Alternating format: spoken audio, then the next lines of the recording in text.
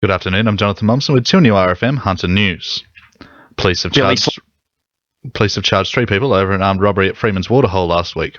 It's alleged that 2 men and a woman entered a service station on Freemans Drive in the early hours of last Thursday morning and threatened the attendant with a shortened firearm and a hammer before escaping with cash and cigarettes. Police arrested a 28-year-old man and a 27-year-old woman on Wednesday. They're due to face court on August 26.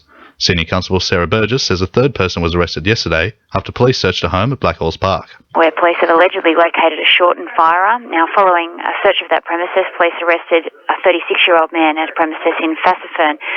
He was charged with robbery while armed, and he'll be appearing in Newcastle local court today.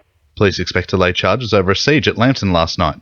Officers were called to a home in Howe Street at about 6 o'clock after neighbours raised concerns about a 41-year-old man who was armed with a knife. He eventually came out of the home but still had the knife as he faced off with police who were forced to taser him. He is currently undergoing medical treatment at the Mater Hospital. A rally is being held in Newcastle today to protest proposed changes to Australia Post services. The changes include a 2-speed service for stamped mail and the transfer of regional mail sorting to metro centres. Assistant National Secretary of the Communication Workers Union, Martin O'Neill, says it will have many negative side effects. We've got concerns that that's going to have a detrimental effect on mail volumes, and mail volumes would fall farther than they otherwise would, and the impact that that would have on our members' jobs in regional areas, the impact that that would have on the infrastructure itself, obviously the impact on small business in regional areas.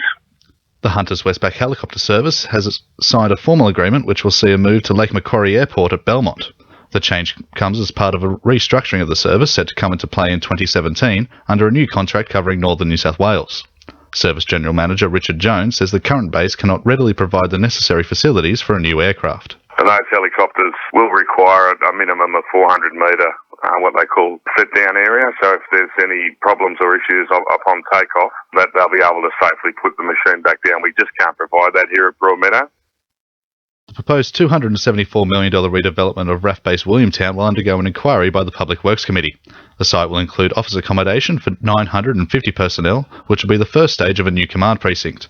All works are expected to be finished by 2021.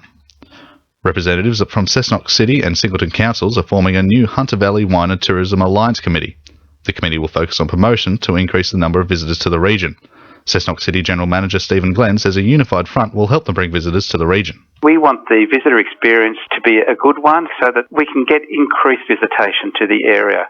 We'll be speaking with the one voice, we'll be looking at advocacy and lobbying, looking at strategic alliances with various groups, and also an arrangement hopefully with the state government, Destination New South Wales, for some funding too.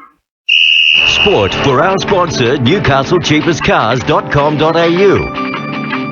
It looks as if Newcastle Knight Robbie Rocco will be returning to the field in their clash against the Cronulla Sharks this weekend.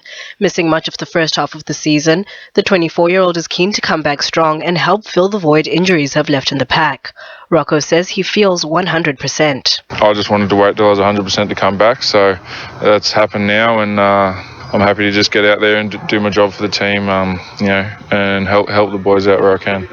Meanwhile, Knights enforcer Beau Scott is doing his best to pass on the True Blue Origin legacy. Having made his 10th Origin appearance this week, Scott is helping coach Laurie Daly guide the Blues' next generation. And in local AFL, Newcastle City are set to take on Killarney Vale tomorrow afternoon, with both sides looking to take second place on the competition ladder. That's sport. I'm Tandi Chindo. 2 New RFM News Time is 12:10.